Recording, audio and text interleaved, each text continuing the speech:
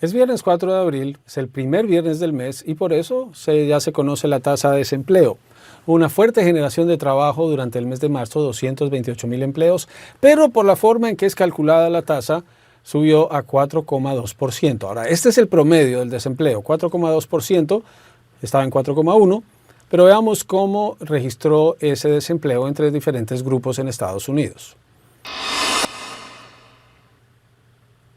Entre los negros siempre la población negra ha sido más alto, el desempleo es de 6,2, para los hispanos 5,1, para los blancos 3,7 y los asiáticos 3,5%.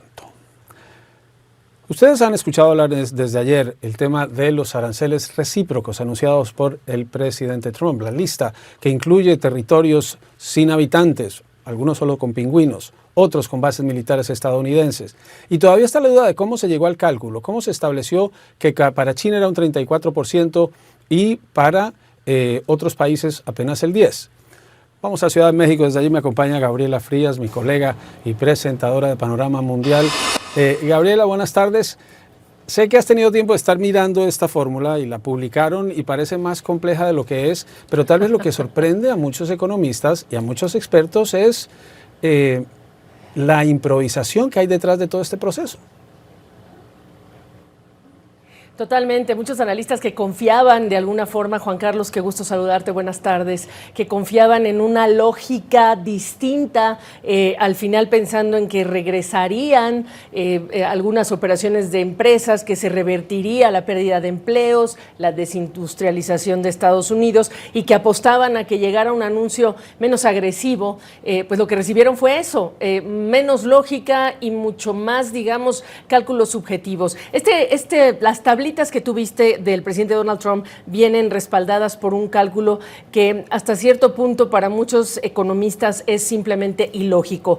Simplificando las matemáticas, la fórmula que se ve compleja es, en palabras muy sencillas, tomar el déficit comercial de Estados Unidos en bienes, hay que especificar que es en productos, con un país, luego lo dividen por las importaciones totales de bienes de ese país y luego se divide eso entre dos. Suena complejo, pero el punto aquí es que esta fórmula no considera muchas cosas. Por ejemplo, las ventajas comparativas de un país, no puedes hablar de exportaciones iguales y por lo tanto el término recíproco también resulta cuestionable. Lo han cuestionado Juan Carlos, Lawrence Summers, secretario del Tesoro economista, Nouriel Roubini, también otro gran economista destacado, y muchos más que dicen esto no era lo que se esperaba, porque además está castigando, como tú muy bien sabes, a naciones pobres que no están en condiciones de responder y que incluso podrían verse afectadas duramente con estos aranceles. Y tampoco, por ejemplo, en el caso de México, el propio exsecretario de Comercio me decía hace unos días, es increíble que un país más proteccionista que México, como Brasil, tiene un 10% y en el caso de México, pues pende un arancel del 25%, incluso para aquellas componentes no estadounidenses en cuestiones como los automóviles. Así que es de alguna manera muy subjetivo y que le hace mucho daño a personas, digamos, de la clase baja, que es por donde también se habla de un concepto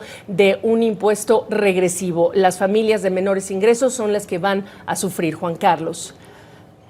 Y cuando uno se pone a mirar, Gabriela, la fórmula, depende de lo que el país exporte e importe. Entonces hay países como Lesoto, que está atrapado dentro de Sudáfrica, que es un país de bajos ingresos, al que le impusieron un arancel del 50%, porque ese país no tiene con qué comprarle a Estados Unidos, depende de sus exportaciones, y eso se ve a lo largo de esta lista, que están castigando a los países con menores ingresos y dejaron a otros como Rusia por fuera de los aranceles. Lo que has visto ayer, lo que has visto hoy, ¿hacia dónde ves que va la tendencia de los mercados?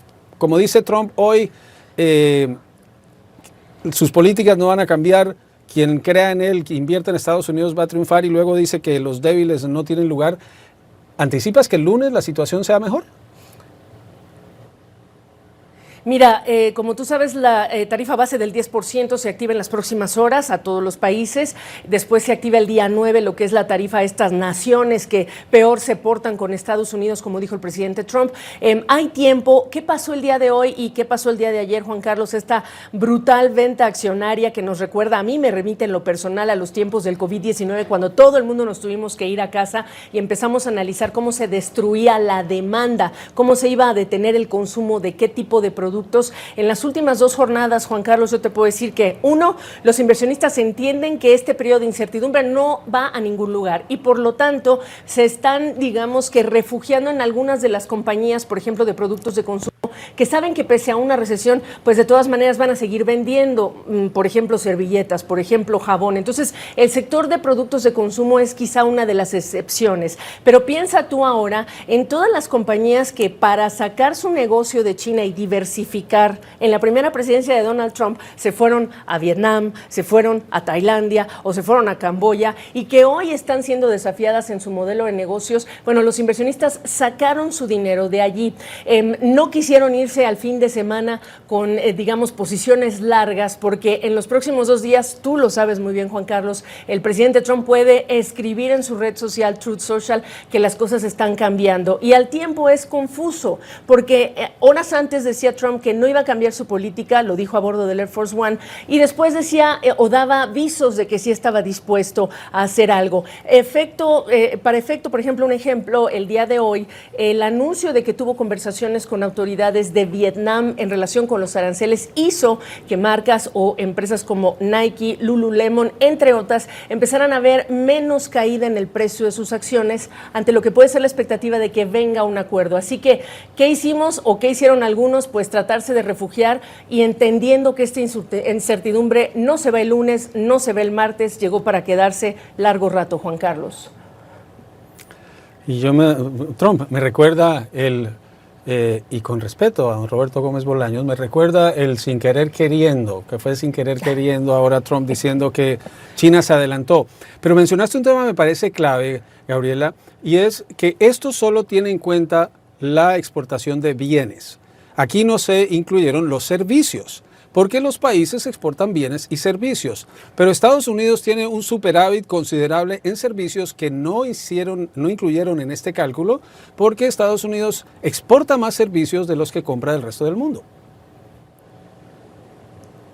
Absolutamente, y por ahí es en donde entra también esta carta potente que tiene la Unión Europea de decir, ok, nosotros quizá vamos a hacer medidas de represalia directamente a lo que son los servicios, y aquí también tienes que ponerte a pensar el tipo de protagonista, empresas gigantes también tecnológicas que se pueden ver afectadas por medidas de represalia si es que se apunta a este sector de servicios. Llama también la atención, Juan Carlos, que en medio de esto que estamos hablando de la inteligencia artificial, la manufactura inteligente, haya habido declaraciones del propio secretario de Comercio en la semana, Howard Lutnick, cuando le hablaban de, ok, ¿qué va a pasar con los empleos? ¿Qué va a pasar con este tema de la reindustrialización de Estados Unidos? Queremos tener trabajadores que hagan calzado, por ejemplo, si es que hablas de regresar manufactura. Y él respondió, curioso, diciendo, sí, pero va a haber inteligencia artificial. Y entonces, cuando hablas de trabajos, Juan Carlos. Y ese es el tema, que las fábricas hoy en día están robotizadas y necesitan es quien programe y le haga mantenimiento a los robots, no operarios como se hacía tradicionalmente. Exacto. Muchas gracias, Gabriela. Nos vemos en Perspectivas y en Panorama. Gabriela Frías nos acompaña desde Ciudad de México.